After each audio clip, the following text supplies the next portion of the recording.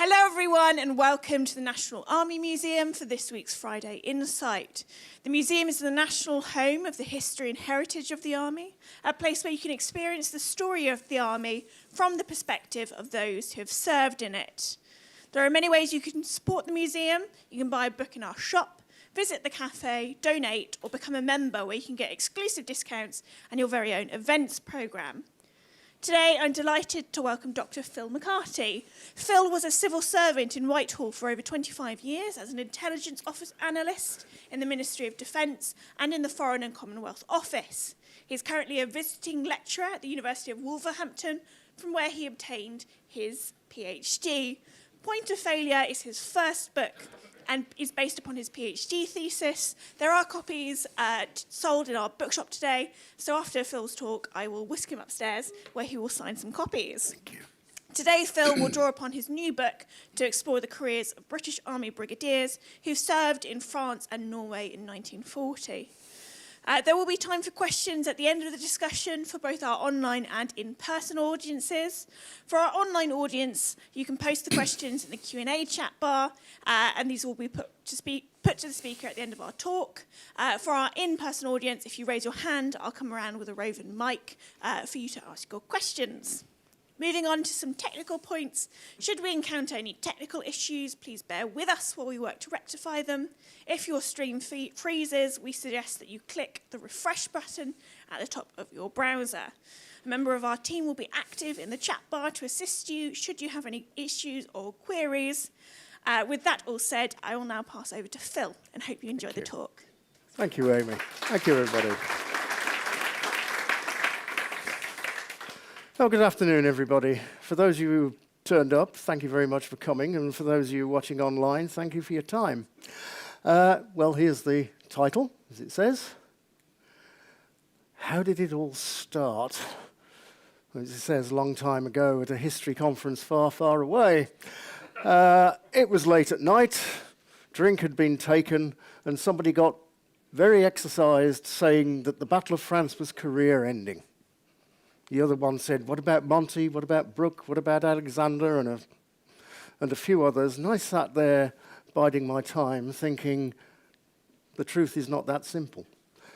But it was a bit like, this was all in the pre-internet age. And then when I started doing this, the internet was a thing for techie geeks, not normal people. That transformed it, of which I'll address later. But I started in the 90s, doing it by hand, and like Schubert's Unfinished Symphony, I put it in a drawer and sort of forgot about it for a bit. But I must start off by saying what this talk is not. It's not a campaign narrative. There's plenty of those, and those are just some. For my money, looking at those, Keisley's is the best book on Norway that has ever been published, and it's going to take a lot to get past it, and probably won't. Blackstone's book still stands up, and Joe Moritz's book about strategic decision-making is superb. It's like this book, it's a bit dense, but it really is the go-to book. And then, of course, Colonel Bob Kershaw has done the German view. Very good. But why Brigadiers? No offense, Director. I took Brigadiers as the middle management of the Army, a stepping stone to greatness or reverting back to what you were before. And also, in the pre-internet age, there was a greater likelihood in libraries and archives of a paper trail in multiple means and sources to track these people. Try tracking colonels, for example. You run out very, very quickly. And as noted, the transformational effect of the internet, material being scanned in, not having to travel vast distances for 2 bits of information, and so on and so forth. But just a bit of background.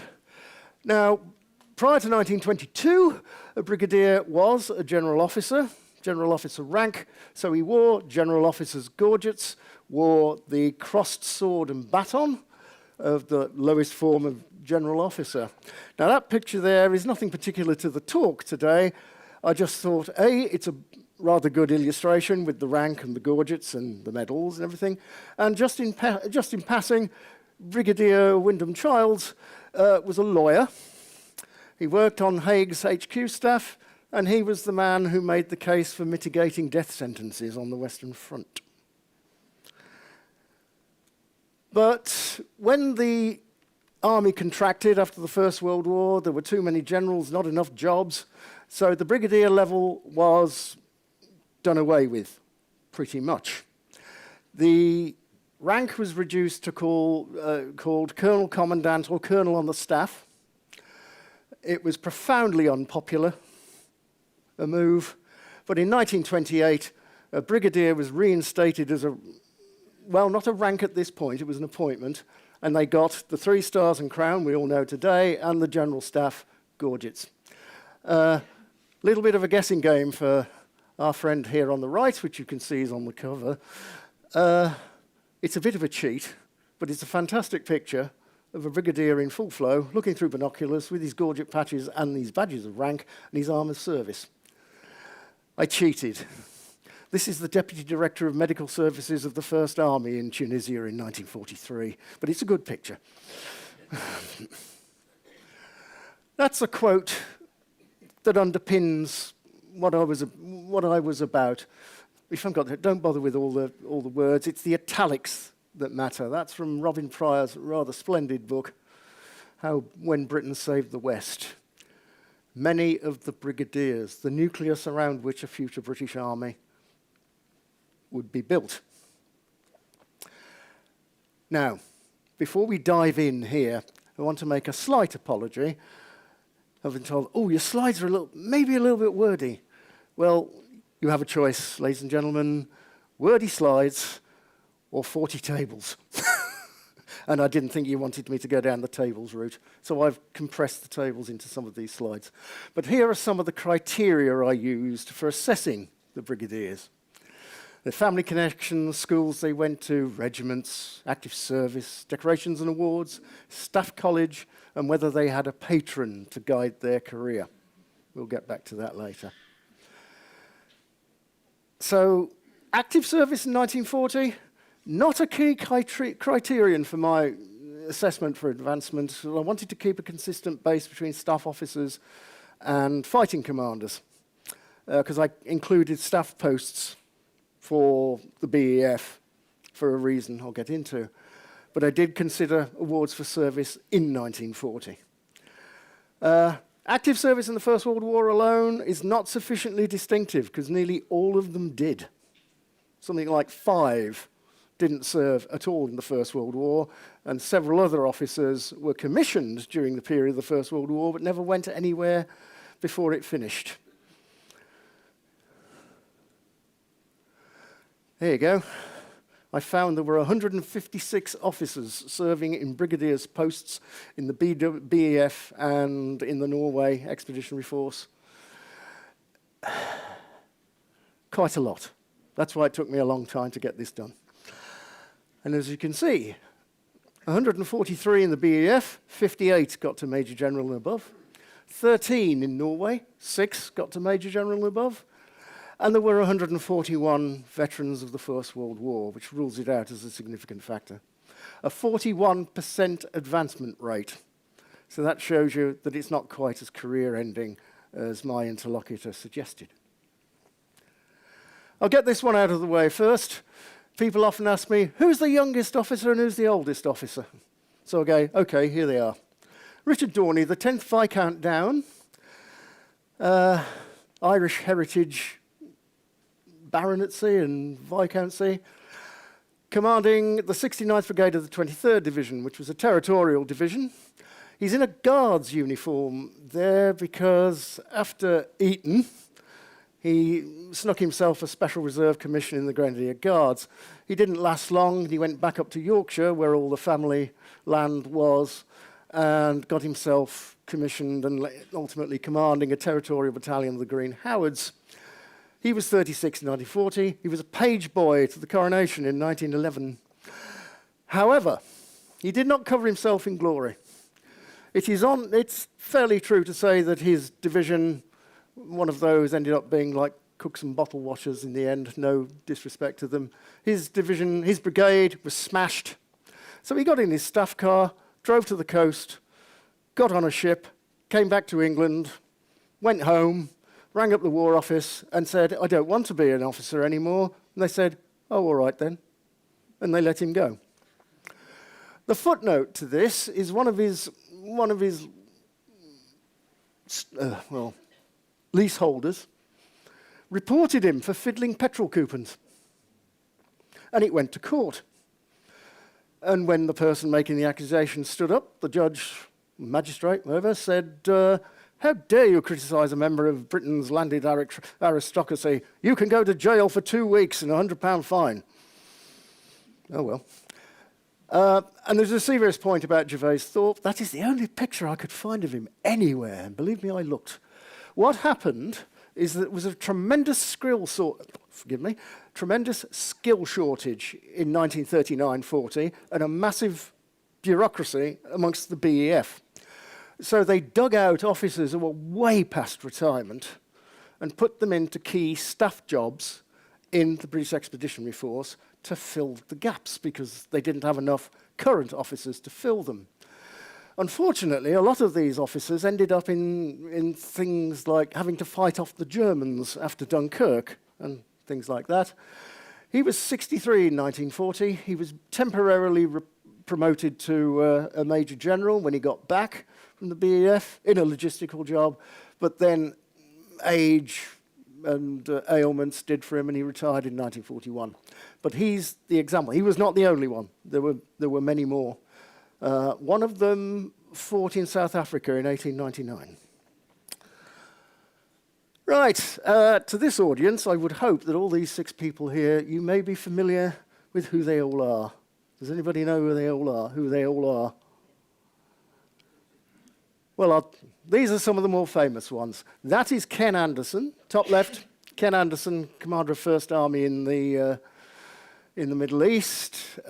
Monty didn't like him one bit, thought he was hopeless. His ADC couldn't find him one day, and he found him in an engine shed cooing over the engines.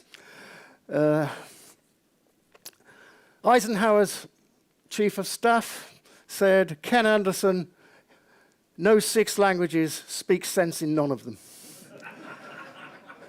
In the middle, of course, Miles Dempsey, British Second Army, Monty favourite, and so on. Brian Horrocks, who ended up commanding a brigade when his brigadier was Ken Anderson, was promoted to command a corps, Monty's 3rd Division, when Monty went up to replace the corps commander.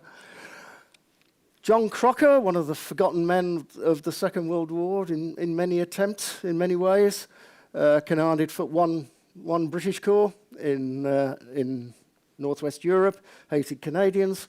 Neil Ritchie, who was a trigger for some of this research, got appointed by Montgomery to 8th Army, got sacked because he fouled it all up, lay low for a bit, and then gave him a corps in Normandy.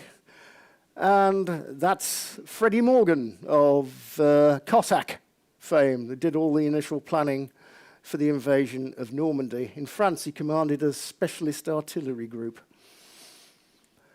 You might not recognize some of these. Anybody know all of these? Okay. On the left, you have the other Monty, Montague Stopford. Commanded a brigade in France, very, very well. Was marked for further things and ended up being tremendously successful and effective in the Far East, fighting the Japanese. Second from the left is Dick McCreery, the Anglo-British-Irish cavalryman who commanded a armoured brigade in France in 1940, very hurriedly, and he ended up commanding the 8th Army at the end of the war, and when it stopped in Austria. I'll leave number 3 for a second. The chap on the right is the other Gale. It's not Windy Gale, it's Humphrey Gale, with an F. He ended up as the Chief Staff Officer of SHAEF. The story goes that one time when Ike flew to see Monty, Monty got on the plane to be private. He saw Gale sitting there. He thought he was a turncoat who'd gone to American and said he wouldn't conduct any further conversations with Monty unless and until Gale got off the plane. The chap second in, that's John Hawksworth. Infantry officer, corps, brigade, divisional, latterly corps commands, mostly in the Mediterranean and Italy. I put him up as an example. When everybody tells you hard work never killed anybody, it killed him. He had a massive heart attack, which didn't kill him. So they said, you better go home. He was liked by the Americans, did a good job in command, so they put him on a troop ship. The troop ship pulled into Gibraltar to refuel, and he died of a heart attack on the boat. So he didn't see the end of the war, unfortunately. And if it weren't for his son, you wouldn't have had upstairs, downstairs. His son was a very successful film and television producer. Right, here's three who sort of disprove one of my tenets and my thesis, who you'd have thought would have gone on to great things. Rupel, VC, good VC on the Somme in 1916. You thought a Victoria Cross would stand him in good stead, commanding a brigade again in 1940. But the problem was he escaped and evaded from the Germans for 2 years after 1940. He was passed from farmhouse to farmhouse before there were escape lines. And they eventually got him back, but by then he was ill, he was tired, and he was not current. So he was put into a nowhere home command and allowed quietly to slip away in the latter stages of the war. Yet another Jack Churchill. That's not the one with the bow and arrow on D-Day, by the way. There seems to be an awful lot of Jack Churchills. Durham Light Infantry, Eton and Sandhurst. He got a military cross on the Somme. Again, he went to Staff College in 1919. Commanded 151 Brigade up to the war. He was an ADC to the King. He held a load of staff jobs. But after 1940, he was the Deputy Director of Research at the War Office and then Deputy Director of Tactical. He got a DSO for France in 1940, but he went no further than Brigadier. And there we have Jack Fitzgerald of the Irish Guards, Eton and Sandhurst again, MBE MC for the First World War, GSO officer grade 1 in important training area. He never went any further than Brigadier. In fact, he slipped back to Colonel in 1941 and was never promoted further. So I'm sort of setting the scene that there's not a universal. As my friend Professor Steve Badsey says, I think you'll find it's more complicated than that. These are two who might well have been promoted had they lived. Now, Geoffrey Manser is the only brigadier who was killed in the Battle of France. It takes a bit more shading. You can see he was a signals specialist, head of signals in BEF for a time. He was slightly wounded on the beach trying to find his son. He went on to a troop ship to get shipped back to be treated, and it was torpedoed. Torpedoed and bombed. They managed to limp back into Portsmouth, and he died in hospital the next day. Dennis Furlong, as it says, the clip from the papers, remarkable leadership, DSO MC, very capable officer, did very well in France. He was a personal friend of Dempsey. They were both in the same regiment. Dempsey wrote an anonymous appreciation of him for the Times in 1940. And Dempsey was also the executor of his will. So I think we can say he might have gone further on had he survived. He died because he'd been made commander of a defence zone in the northeast of England. And while they were inspecting it, his military assistant trod on a mine.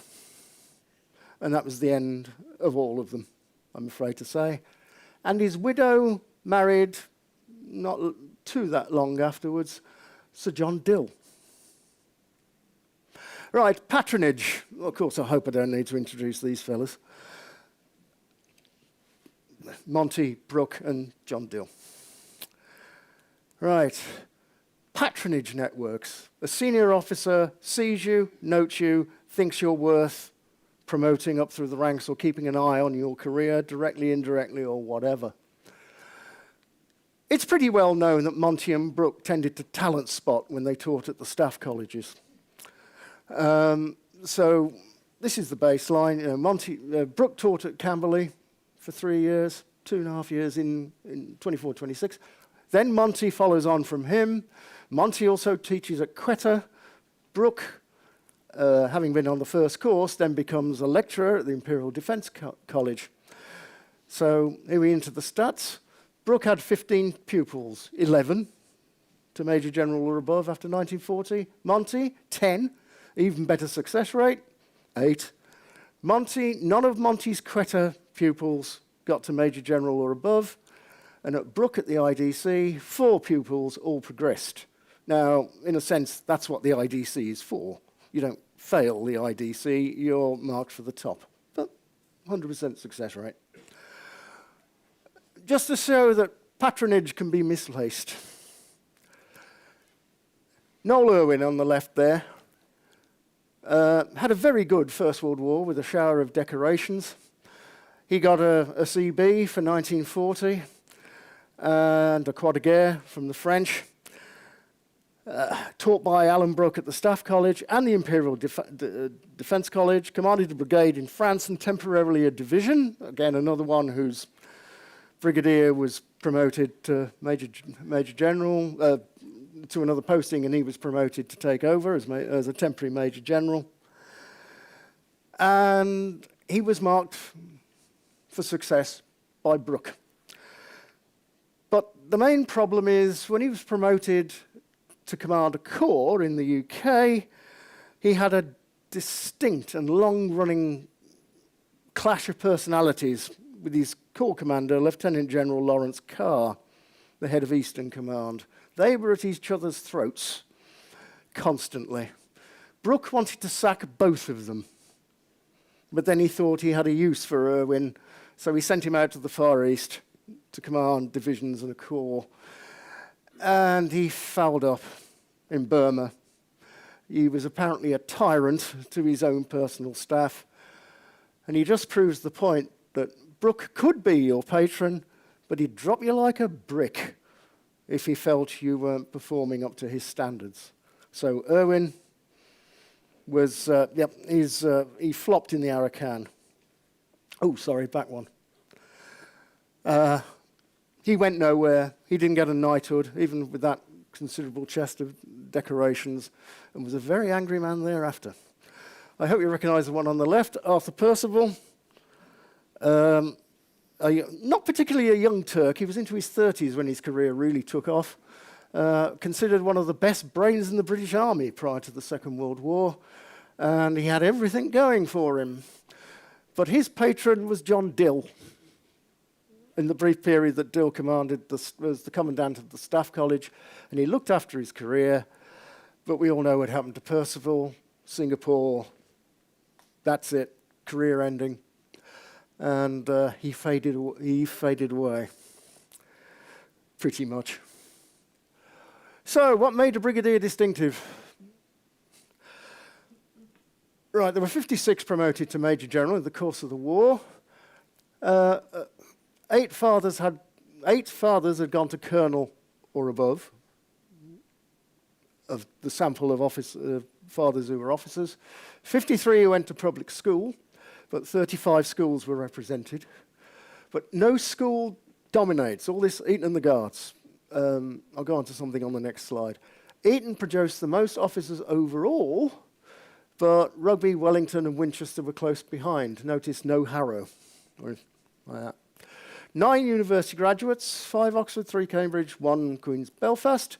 He was a doctor. He was a medic. He was the medical school at Queen's Belfast.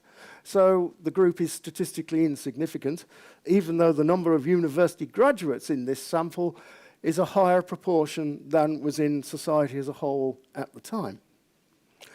40 of them, of the 56, graduated from the Staff College. 54 got decorations after 1914 and before the outbreak of the Second World War. 34 got multiple awards. Of the 54 with pre-1939 decorations, 27, half of them, got decorations for France in 1940, but there's a distinction. It was interesting to find that nearly all the brigadiers in 1940 had been commissioned before or in 1914. There was a spike in 1914, there was slightly lesser in 1915, but nobody commissioned after 1915 got to brigadier in 1940. Royal Artillery, but of course the gunners are everywhere, as the badge says. The gunners were everywhere, but there were a lot. They served in gunner posts or in staff posts, so not commanding infantry brigades. Yeah, 3 Army Service Corps, but they were in staff and logistics posts, and some of them were dugouts, as I said earlier. All the 3 Guards were Coldstreamers, but they didn't form a group within this sample. They were too disparate in their multiple times of service, and the Guards' tie, didn't seem to make much difference in what happened to them. And there was this grouping of cavalry officers who, between the wars, transferred to the Tank Corps, the Royal Tank Corps, the Royal Tank Regiment, like Crocker and... I just want to use this chap as an illustration. Brigadier Archibald Bowman, CBE, DSO. He was commissioned into the North Staffordshire Regiment in 1908. Sorry, the South Staffordshire Regiment in 1908. 2nd South Staffs, which was the same battalion my maternal grandfather served in 1914. He was wounded in 1914 and served as a staff captain. In 1915, he got the DSO for the Battle of Festubert. He got a bar to the DSO in 1917, an Italian War Cross and the Italian War Medal in Bronze, which you can probably see in the middle picture. He ended the First World War, aged 29, and as an acting brigadier commanding an infantry brigade. He was sent to the first post-war Staff College course in 1919. Now, the point about the 1919 Staff College course is later into the 20s, up to the Second World War, it was the original system of you had to pass an exam. Well, you had to be recommended by your commanding officer just to be considered. Then you had to pass an exam. Then you had to pass a board. Then you had to get in. Trouble with that is it produced very few, no more than about 35 a year, nowhere near enough to staff the BEF and whatever on the outbreak of war, exactly the same thing that happened in 1914 when they closed the Staff College. So in 1919, they said, we need staff officers. So officers who had particularly distinguished themselves got onto the course who otherwise might not have. He was one of them, 2 DSOs and an MC. He went on the course, and he turned up on the first day, and he recognised a lot of people he knew. Some he thought were well suited to be at the Staff College. Some puzzled him. Oh, because of course he was briefly commanding a battalion of the York and Lancaster Regiment, the Cats and Cabbage. And he says in his somewhat scurrilous memoir called Then a Soldier that he saw one chap on the course who he thought couldn't find his way around the Staff College with a set of instructions. And he surmised that this was because the officer's mother had, how do we put it politely, extended personal favours to somebody on the directing staff. Of course, that's something perhaps we'll never know. But the thing about him, he graduated from the Staff College. He commanded the Yorks and Lancs in the 1920s, but he'd had to revert to his 1914 rank of captain. Any guesses for how long it took him to get back to be a lieutenant colonel? 1932. He stayed in the army. 1932, he got back to lieutenant colonel. He commanded one of these scratch forces in France in 1940 that really was cooks, bottle washers, mechanics, as the Germans drove south over the Seine. And his force was completely destroyed. He was given a temporary promotion, but then was allowed to retire as a brigadier on a brigadier's pension. I just use him as an example for how big the logjam was in the British Army in between the wars. Now, the problem with that is that because there were too many officers, not enough jobs, not enough postings overseas and the like.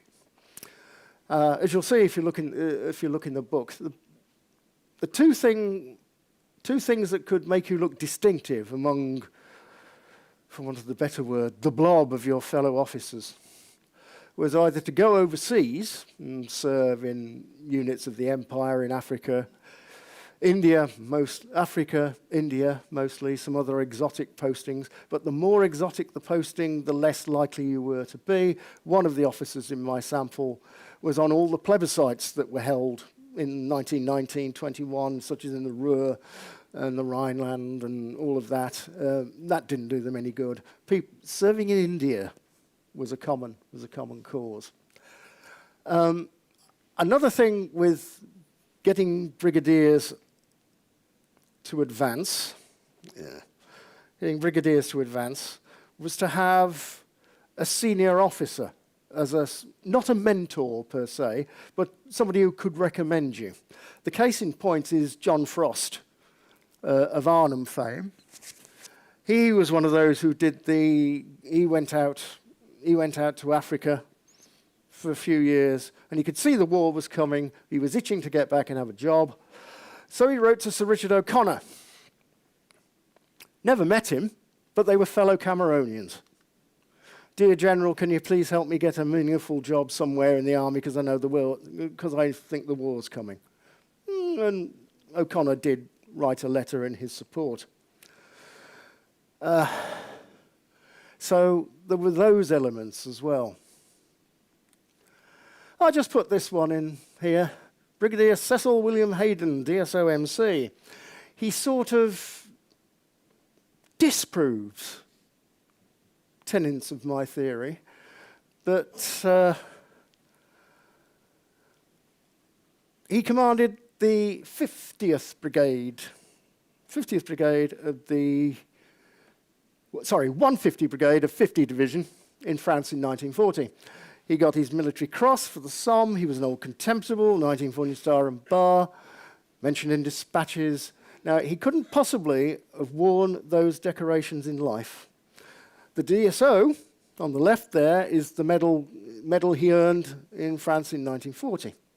You would have thought a good DSO for France, a military cross, whatever, would put him forward. But in 1942, he was still a brigadier, and he was still commanding the 150th Brigade. However, he was killed in action at Gazala in May 1942.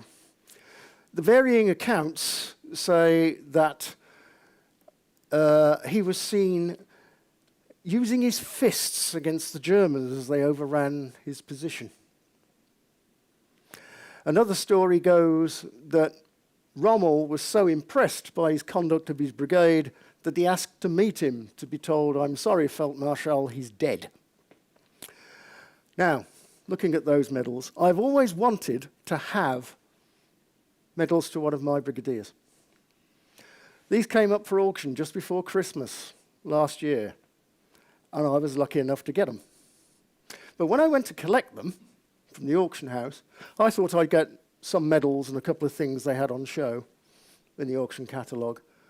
And when I got it, it was a complete archive of him, his life, and the most heartbreaking things of all were the letters from his widow to the War Office, trying to find out what had happened to him, where his belongings were, what had happened to all his back pay. So even though you're a brigadier, you didn't get any specific preference. So I have his medals, that archive, I have one of his swords, and I'm going to be writing him up at some point.